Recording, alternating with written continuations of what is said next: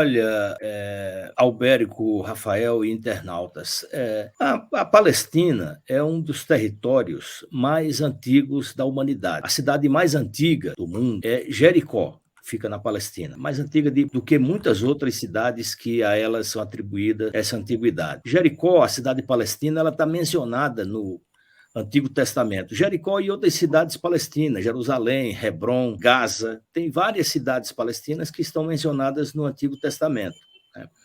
E de onde é que surgiu a Palestina, né? Embora os ocupantes colonialistas, sionistas, insistam em dizer que a Palestina não existe, que é uma invenção dos ocidentais, do Império Britânico. A Palestina, ela existe há mais de 10 mil anos, muito mais. Os palestinos são descendentes diretos dos cananeus, né, da terra de Canaã, que está mencionada nos livros sagrados.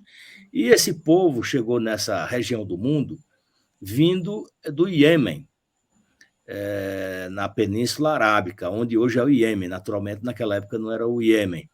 E essas populações, elas migraram para a Palestina em decorrência de uma grave crise meteorológica, com falta d'água, falta de chuva, e a inexistência de possibilidade de vida, vida saudável, vida com reprodução, vida com produção, e migraram para essa região do mundo, às margens do Mar Mediterrâneo, nas proximidades das maiores fontes de água daquela região, e ali foi criada esta terra que ficou conhecida como a terra de Canaã, ou Cananeia. E depois outros povos foram se juntando, né? Povos vindos da ilha de Creta, os filisteus, né? E desses filisteus derivou-se a palavra Filistina, Palestina, que é a Palestina que nós conhecemos hoje. E de onde vem essa cobiça pela Palestina, né? Como eu falei anteriormente, a Palestina é uma terra muito privilegiada naquela situação geográfica do mundo. É um território que está próximo das conexões com a Europa, a Síria, a Turquia e Europa, né? Onde é a Europa hoje. Ao sul, com a África, o Egito, né? E a oeste com o restante da Península Arábica, a Pérsia, o Oriente. Então, era um ambiente, era um território onde muitas caravanas comerciais e muitos interesses políticos transitavam. E muitos povos, impérios regionais, cobiçaram a Palestina. Os persas ocuparam a Palestina e a cidade sagrada de Jerusalém por mais de 300 anos, né? Foram derrotados.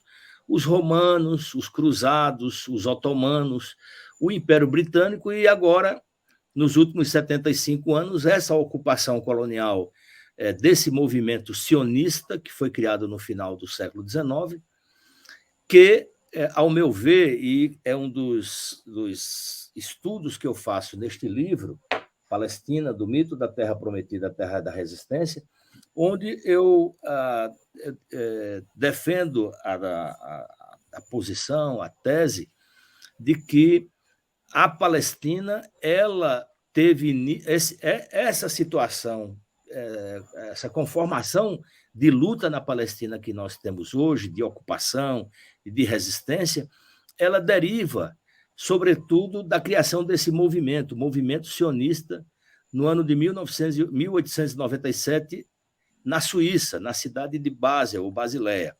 Que movimento foi esse? Havia, em algumas regiões do mundo, uma intolerância, uma perseguição aos judeus, aos praticantes da religião judaica, por razões peculiares de cada época.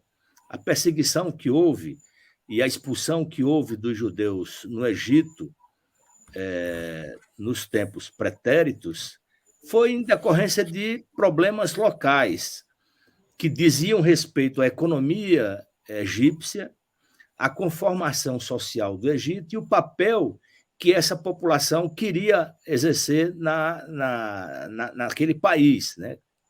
Dirigido pelos faraós. Os judeus, eles são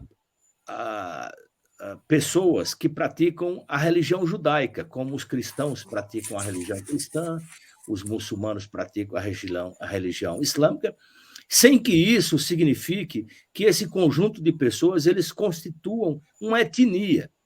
Esse movimento sionista passou a defender esta teoria de que os judeus que sofriam perseguição e preconceito em algumas regiões do mundo, eles teriam direito ao seu Estado nacional, onde, entre aspas, poderiam viver em paz e desenvolver a sua economia, a sua sociedade, enfim. E passou a reivindicar esse movimento sionista várias regiões do mundo onde esse Estado para os judeus, ou o lar nacional dos judeus, como o teórico e o fundador desse movimento, um sujeito chamado Theodor Herzl, que nunca esteve na Palestina, originários de famílias abastadas da Áustria, né, de banqueiros austríacos, europeus, e passaram a reivindicar a Palestina como esse território. Porém, antes, eles cogitaram outras regiões do mundo. Cogitaram a Patagônia Argentina, cogitaram regiões da Amazônia brasileira, cogitaram territórios na África, em Uganda, né? E, por fim, eles optaram pela Palestina. Por um outro episódio, um outro fato histórico, né, que levou a... um dos precedentes dessa crise na Palestina. A Palestina, a partir da Primeira Guerra Mundial, ela passou a ser de responsabilidade do Império Britânico, como resultado dos acordos entre a França e o Império Britânico após a derrota do Império Otomano. E a Inglaterra, o Império Britânico, eles tinham um mandato sobre a Palestina dada pela ONU da época, que era a Liga das Nações. Eu digo a ONU da época porque a ONU foi fundada só após a Segunda Guerra Mundial, em 1945. Então, essa Liga das Nações deu ao Império Britânico esse mandato sobre a Palestina e a outras regiões do mundo. Se você pegar, qualquer um dos internautas pegar o mapa do Oriente Médio, da Turquia até o Egito e se expandindo até as fronteiras com o Iraque, vai ver. As fronteiras são lineares. Os caras pegaram o mapa da região, pegaram uma régua e dividiram ali, passando por cima de outras tradições culturais, familiares, tribais, e separaram famílias, separaram conformações geopolíticas, né, para atender esse interesse de dominação desses dois impérios, né, desses dois imperialismos, o francês e o britânico do pós-Primeira Guerra Mundial. Então, o Império Britânico, o ministro das Relações Exteriores do Império Britânico, um trava-língua, o ministro das Relações Exteriores do Império Britânico, um cidadão chamado James Balfour, ele escreveu uma carta para o líder do movimento sionista no Império Britânico, na Inglaterra, o Barão de Rothschild, dizendo, em resumo, assim: olha, Barão de Rothschild, a coroa vê com muita simpatia que a Palestina seja o território onde os judeus possam criar o seu lar nacional. E essa carta, com pouco mais de 100 palavras, ela tornou-se uma jurisprudência a serviço desse movimento racista e colonial, que era o movimento sionista.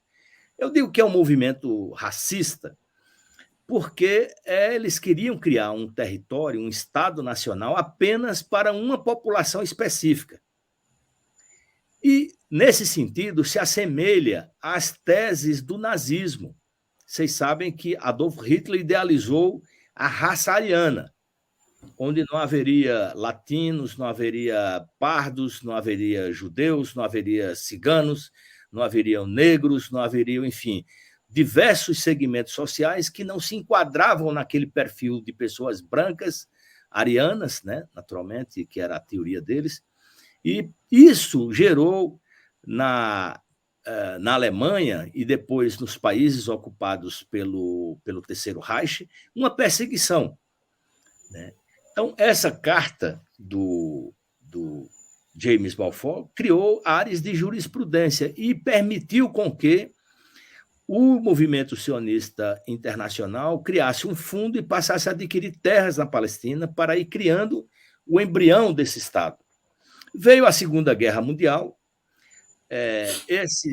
essa tragédia que foi o Holocausto, e isso gerou um quadro novo na reivindicação dos sionistas para que a Palestina acolhesse essas populações, além das que eles diziam que eram perseguidas em regiões do mundo, essas vítimas da perseguição do nazismo da Europa. E isso desencadeou um movimento na recém-criada Organização das Nações Unidas, que levou ao desencadeamento de um outro processo, que foi a divisão da Palestina histórica em 2 territórios. E aqui eu abro um parêntese nessa primeira contextualização para dizer 2 coisas. Primeiro, que a perseguição dos nazistas a populações na Europa não foi apenas aos judeus. Os nazistas perseguiram os judeus, perseguiram os comunistas, perseguiram os socialistas, perseguiram os ciganos, perseguiram os pardos e perseguiram os opositores do regime nazista. Então, não foi uma perseguição direcionada aos judeus. Porém, como os judeus foram fortemente perseguidos, uma parte dos judeus, os judeus pobres foram perseguidos, enquanto os judeus ricos, que integravam o movimento sionista, esses permaneceram com suas fortunas, que são essas famílias, Rothschild, Safra e outras, né, que hoje são donas do sistema financeiro internacional, são donos dessa avenida que existe em Nova York, onde estão as principais corporações financeiras, chamada Wall Street. Então, ali são essas pessoas que eram amigos dos nazistas que foram protegidos por eles, né? E uma segunda questão é que essa divisão que a ONU realizou no território palestino, ao meu ver, ela é, por um lado, ilegal e, por outro lado, ela é injusta. Ilegal porque a ONU, em 1947, não tinha nenhuma soberania sobre o território da Palestina. A Palestina tinha sido recém-dominada pelo Império Britânico, em decorrência desses acordos do final da Primeira Guerra Mundial com os franceses, que foi uma facada nas costas dos árabes, porque os britânicos e os franceses convocaram os árabes para lutar ao seu lado contra o Império Otomano, que também era um objetivo dos árabes se livrar do Império Otomano, que eram os turcos, que controlavam toda aquela região, militarmente, politicamente, economicamente, e que, ao final da guerra, ao ser derrotado o Império Otomano, os árabes teriam seus territórios soberanos para o seu controle. E nada disso aconteceu, foi a facada nas costas dos árabes. Então, a ONU não tinha soberania, mesmo porque a ONU, em 1947, era formada por apenas 57 países. Claro que depois da Segunda Guerra Mundial aconteceram muitas transformações e houve a criação de muitos países novos. Hoje a ONU tem 194 países. Então, não havia soberania da ONU, dessa recém-criada Organização das Nações Unidas, sobre esse território. Então, não havia a legalidade internacional da ONU para fazer essa divisão.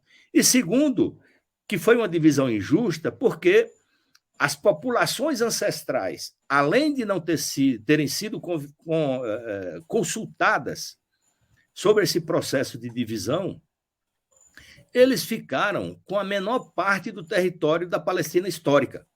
Então, 57% do território da Palestina, 53% do território da Palestina, as melhores terras, onde estão as melhores fontes de água, e toda a confrontação do Mar Mediterrâneo ficou para essas populações de europeus, que não tinha nenhuma ancestralidade com a Palestina. Foram gente que foram perseguidas pelo nazismo na Europa, uma situação que os árabes e os palestinos não têm nada a ver com isso, né? E aqueles outros que foram chegando a partir da criação do movimento sionista internacional no final do século XIX. Então, esse, meu caro Carlos Alberto e Rafael e internautas, é o contexto que antecede a um momento que para os palestinos é muito grave, né, que é o que ficou conhecido como Nakba, que aconteceu em 1948. Nakba é como os palestinos denominam a autoproclamação, os eventos que se sucederam após a autoproclamação do Estado de Israel. Então, desde a criação da Palestina até 1948, tem esses episódios históricos que eu mencionei, mas do ponto de vista de alguns conceitos que predominam na mídia hegemônica até hoje, a demonstração é o contrário. Por exemplo, os sionistas, os ocupantes da Palestina, esses usurpadores, eles dizem que é um conflito.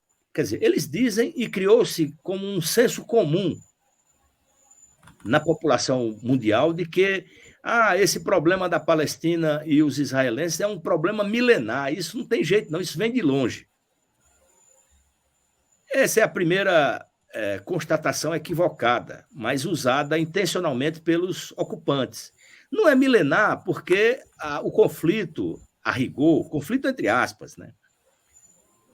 A rigor, passou a existir a partir de 1948, com a autoproclamação do Estado de Israel. Anteriormente a esse episódio, os judeus, os cristãos e os muçulmanos, para falar dessas forças, dessas populações que praticam essas três grandes religiões monoteístas, não havia conflito entre elas na Palestina. Duas grandes conquistas dos árabes com Jerusalém, a conquista do califa Salahuddin, que derrotou os cruzados e conquistou Jerusalém, ele acolheu os judeus que eram perseguidos pelos cruzados. Depois, o califa Omar derrotou os romanos, expulsou os romanos de Jerusalém e acolheu os judeus, que eram apoiadores dos romanos, e foi quem entregou Jesus para os romanos crucificar, que era o líder de um segmento importante de palestinos, mas que eles não acreditavam e aceitavam aquele personagem como o Messias enviado por Deus, né? Eles querem escolher um Messias apenas para eles, enquanto que Jesus veio como Messias enviado por Deus, segundo as prescrições bíblicas do Antigo Testamento, mas não foi aceito, e aí a história todo mundo sabe. E Jesus era um palestino, não era um europeu, não era um turco, não era persa, era palestino, era um árabe. Não havia, nesses tempos pretéritos, nenhuma coisa nem outra, né? Nem havia nem era um conflito milenar, nem havia um conflito por razões religiosas entre judeus e muçulmanos. Então, eu queria pedir de desculpa por ter me alongado tanto, que acabo de fazer.